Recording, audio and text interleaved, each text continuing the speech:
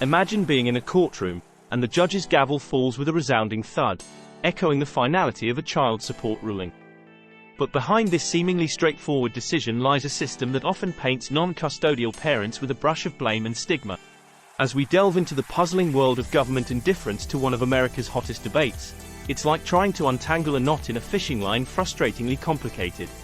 But let's not cast blame without solutions. Imagine those children the government pledges to shield and support, only to confront family court battles later in life. Now let's peek behind the legal curtain. The laws in America's courts, coupled with the labyrinth of the Title IV child support system, create a landscape that's anything but fair and balanced. It's like trying to navigate a maze blindfolded, with the hope of stumbling upon justice. Here's where it gets interesting, or rather, frustratingly ironic.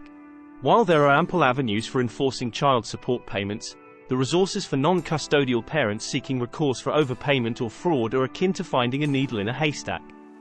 It could be said that seeking fairness is as elusive as finding a unicorn in Times Square. And let's not forget the financial dance happening behind the scenes. The federal government incentive of 66 cents for every dollar collected through Title IV creates a tangled web where incorrect amounts are matched, leading to a cycle of inefficiency and, dare I say, bureaucratic absurdity.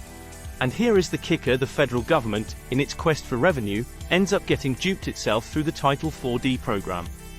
It's like a comedy of errors, where the punchline is taxpayers footing the bill for mistakes. But wait, there is more.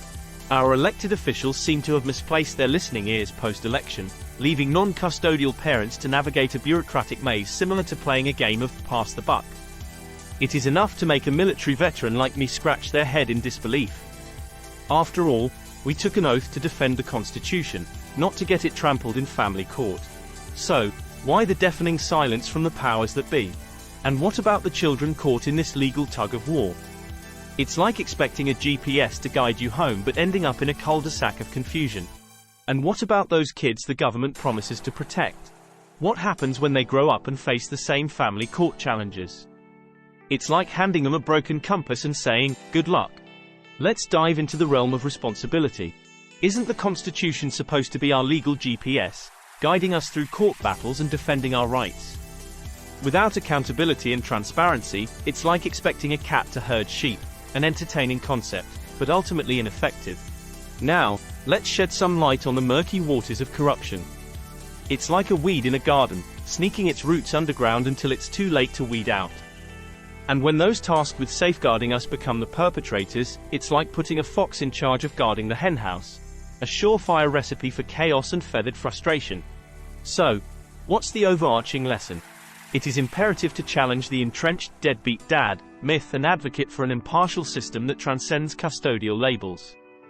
While the journey may be rife with complexities and occasional exasperation, it's a vital step toward fostering a more compassionate and equitable society for all.